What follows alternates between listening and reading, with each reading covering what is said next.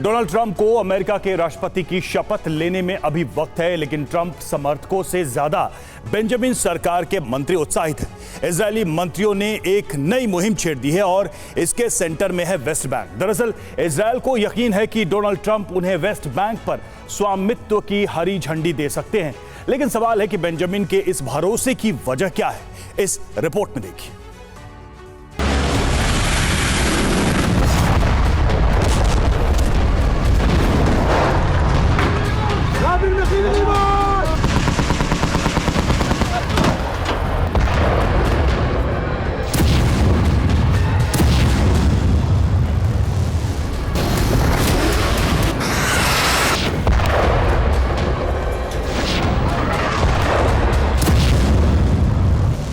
क्या West Bank का हाल भी गाजा जैसा होने वाला है?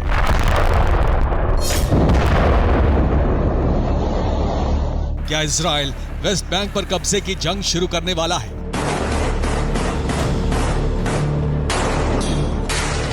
इन सभी सवालों की वजह है अमेरिकी राष्ट्रपति चुनावों में डोनाल्ड ट्रंप की जीत और इस जीत से बढ़े बेंजामिन नेतन्याहू के मंत्रियों के हौसले।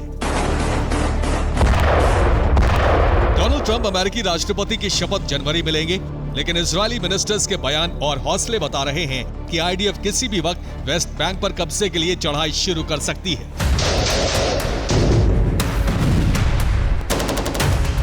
दरअसल बीते 48 घंटों में इजरायल से दो बड़े बयान सामने आए हैं। इजरायल के प्रधानमंत्री बेंजामिन नेतन्याहू ने ट्रंप को जीत की बधाई देते हुए कहा, चुनाव के दौरान मेरी डोनाल्ड ट्रंप से 3 बार बात हुई है, जिसके 24 घंटे बाद इजरायल के वित्त मंत्री बेजलेल स्मोट्रिच ने वेस्ट बैंक पर बयान देते हुए कहा, वेस्ट बैंक पर इजरायली प्रभुत्व का वक्त आ चुका है।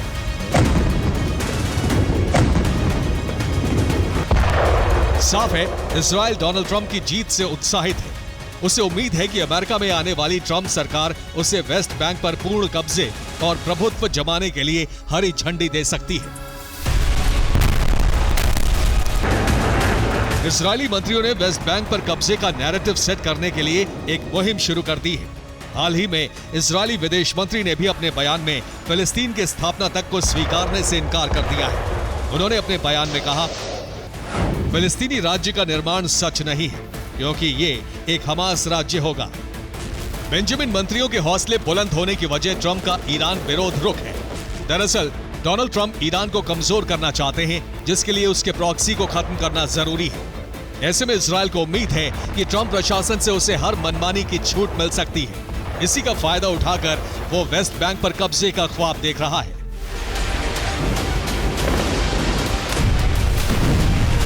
इधर ट्रंप की जीत के साथ ही गाजा में जंग और तेज हो गई है। इजरायल ने गाजा में बमबारी तेज कर दी है।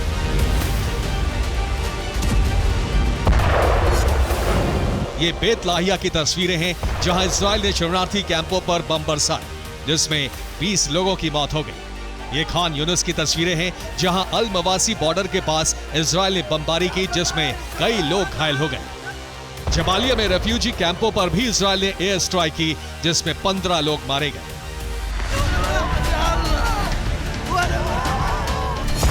एक तरफ इजरायल गाजा में भीषण हमले कर रहा है, वहीं अब उसके निशाने पर रेड क्रॉस सोसाइटी है। इजरायली चैनल 13 की रिपोर्ट के मुताबिक इजरायल ने रेड क्रॉस को गाजा में मदद पहुंचाने पर रोक लगा दी है, यानी अब उसके संगठन गाजा में मदद नहीं पहुंचा पाएंगे। इससे पहले इजरायल ने UNRWA पर गाजा में रोक लगा दी थी। साफ है, बेंजामिन नेतन्याहू हर हाल में हमास का पूर्ण सफाया चाहते हैं, जिसके लिए उनकी नजर गाजा के साथ ही वेस्ट बैंक पर भी है, फिर चाहे इसके लिए उन्हें हजारों मासूम लोगों की बलि ही क्यों न लेनी पड़े। Bureau report, TV9, Bharatvarsh.